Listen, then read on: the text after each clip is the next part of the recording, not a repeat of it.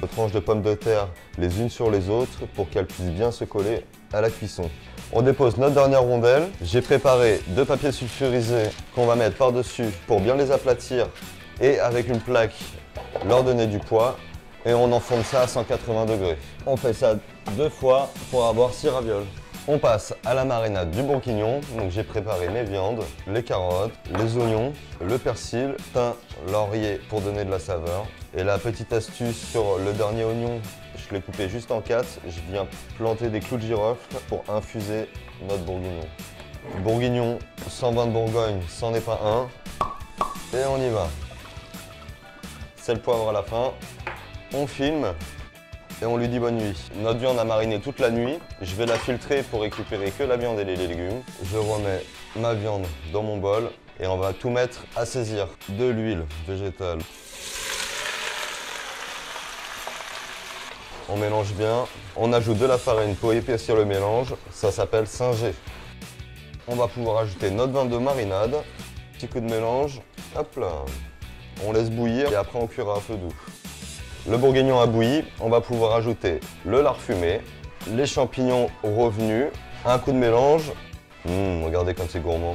Sous cloche, on cuit 3 heures à feu doux. Donc pendant que notre bourguignon cuit, j'ai pu récupérer mes plaques avec les galettes. Pour vous montrer, les ravioles sont super. On va pouvoir passer à la purée, un peu de crème, un peu de beurre, sel, poivre, noix de muscade et on écrase. J'avais au préalable cuit mes pommes de terre à l'eau, tout simplement. Là, on a une purée qui est belle et onctueuse.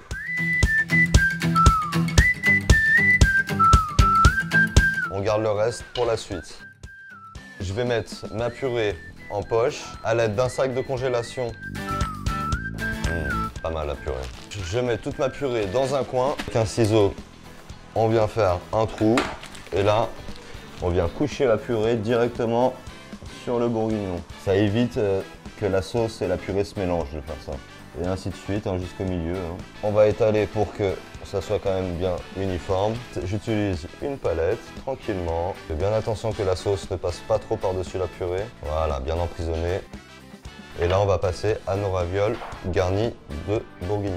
Donc je privilégie les morceaux de viande, du jaune d'œuf, badigeonner ma raviole tout autour pour pouvoir la fermer et faire en sorte que ça colle. Bien avec les doigts et là normalement ça se décolle tout seul.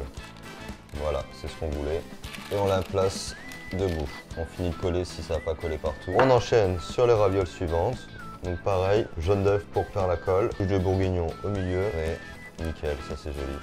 On décolle l'autre côté, on a une belle raviole, elle est nickel. On les enfonce légèrement dans la purée, délicatement appuyés de la même façon. Pour le côté esthétique, c'est bien de les mettre en quinconce, c'est-à-dire un petit peu décalé. Et puis là tout autour, avec du fromage râpé pour faire bien gratiner tout ça, un peu de gourmandise. Une fois qu'on a mis tout le fromage, on va pouvoir enfourner notre gratin à 180 degrés pendant environ 25 minutes. Voilà, notre gratin est cuit. C'est franchement sympa, en tout cas ça donne envie. On va voir à la coupe maintenant ce que ça donne. Plutôt sympa.